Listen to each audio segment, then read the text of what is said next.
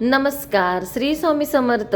आपल्या सगळ्यांचं माझ्या या यूट्यूब चॅनलमध्ये खूप खूप स्वागत आहे.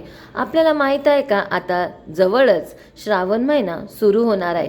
या श्रावण महिन्यामध्ये आपण या वेगवेगळ्या ग्रंथांचं पारायण आपण करायचं आहे. प्रत्येकाने आपल्याला होईल तेवढी महाराजांची सेवा, कुलदेवताची सेवा आपल्याला करायची आहे. का बरं आपण या महिन्यामध्ये एवढी सेवा करायची आहे? तर श्रावण महिना हा सर्व महिन्यांचा राजा मानला जातो. वेगवेगळे सण या महिन्यामध्ये जास्त प्रमाणामध्ये असतात. तसेच याच्यामध्ये शिवगण हे पृथ्वी तत्वावर आलेले असतात. तसेच आपल्याला पितरांचा सुद्धा आशीर्वाद मिळत असतो. म्हणून आपण या श्रावण महिन्यात जेवढी जास्त सेवा करता येईल तेवढी आपल्याला सेवा करायची आहे. तर आपल्या आयुष्यात येणारे सुखदुःख हे आपल्या प्रारब्धाचा एक भाग असतो. पण प्रारब्ध बदलायची ताकद ही फक्त आपल्या गुरूंमध्ये असते. म्हणून आपण नेहमी कुलदैवत आणि गुरूंची आपण सेवा ही भरभरून केली पाहिजे. तर आपण कोणती अशी सेवा करू शकतो किंवा कोणते पारायण करू शकतो? तर बघा, श्रावण महिना असल्याकारणाने ज्याला शक्य आहे त्यांनी शिवलीला अमृत कथासार या ग्रंथाचं आपल्याला पारायण करायचं आहे. ज्यांना शक्य आहे त्यांनी या ग्रंथाचं दर सोमवारी पूर्ण या ग्रंथाचं पठण करायचं आहे. तसेच रुद्राभिषेक करायचा आहे आणि आपलं एक पारायण पूर्ण होतं. तसेच ज्यांना गुरुची सेवा करायची आहे त्यांनी गुरुवार हा उपास धरून श्री स्वामी चरित्र सारामृत या पूर्ण या ग्रंथाचं पारायण करू शकता.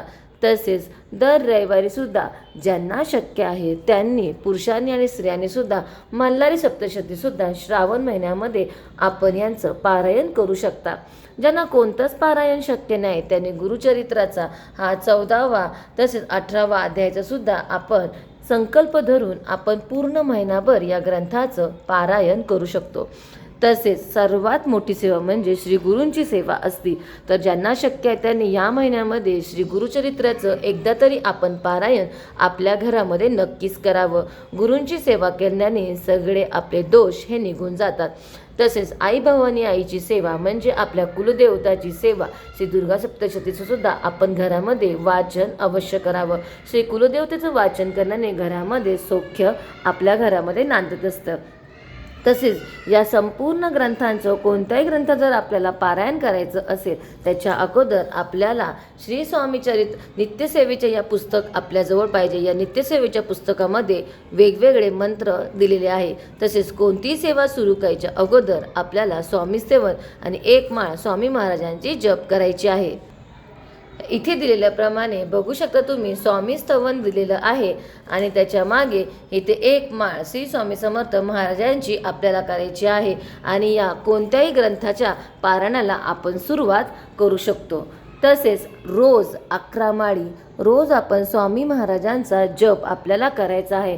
11 माळी जप केल्याने आपल्यातले सगळे दोष निघून जातात व सगळ्यांप्रती आपण ही माळ ह्याचा जप करत असतो. म्हणून आपण नेहमी 11 माळी स्वामी महाराजांचा जप करायचा आहे. म्हणून श्रावण महिना अतिशय पवित्र असा महिना मानला जातो. तर जेवढी शक्य आहे तेवढी आपण सर्वात जास्त ही सेवा ही आपल्याला करायची आहे. अतिशय काही खूप छोटे असे ग्रंथ आहे की आपण 2.5 तासामध्ये सुद्धा आपण हे पारायण पूर्ण करू शकतो. तसेच शिवलीला अमृत करायला घेतलं तर आपल्याला 3 ते 3.5 तास लागतात. तसेच मल्हारी सप्तशती घेतले तर आपल्याला 1 ते 1.5 तासामध्ये आपण मल्हारी सप्तशतीचं पारायण करू शकतो. दुर्गा सप्तशतीचं पारायण करायचं असेल तर आपल्याला 2 तास आरामात लागतात. श्री गुरुचरित्र पारायण करायचं असेल तर रोजचे आपल्याला 2 तास लागतात. श्री गुरुचरित्र 14वा 18 अध्यायाचं पारायण करायचं असेल तर आपल्याला मोजूनच 30 ते 35 मिनिट लागतात. श्री सारामृत या ग्रंथाचं पारायण करायचं असेल तर आपल्याला मोजून 45 मिनिट लागतात. तर म्हणून फार कमी वेळामध्ये आपण वेगवेगळ्या ग्रंथांचं पारायण करू शकतो. हा महिना इतका पवित्र असा श्रावण महिना आहे, भगवंताची देण आहे. म्हणून जेवढं जास्त शक्य आहे तेवढं आपण वेगवेगळ्या या ग्रंथांचं आपण पारायण करू शकता. तर चला, मी व्हिडिओ हा इथेच संपवत आहे. श्रावण महिन्यामध्ये जेवढी जास्त सेवा करते तेवढी आपण आवर्जून सेवा करा. पुढच्या व्हिडिओमध्ये सुद्धा मी अशीच वेगवेगळ्या प्रकारची माहिती स्वामी महाराजांची, तसेच महादेवाच्या पिंडीवर रुद्राभिषेक कसा करायचा, कोणत्या ग्रंथाचं आपण पारायण कसं करायचं, याची संपूर्ण माहिती मी माझ्या या चॅनलमार्फत देतच राहील. तर धन्यवाद.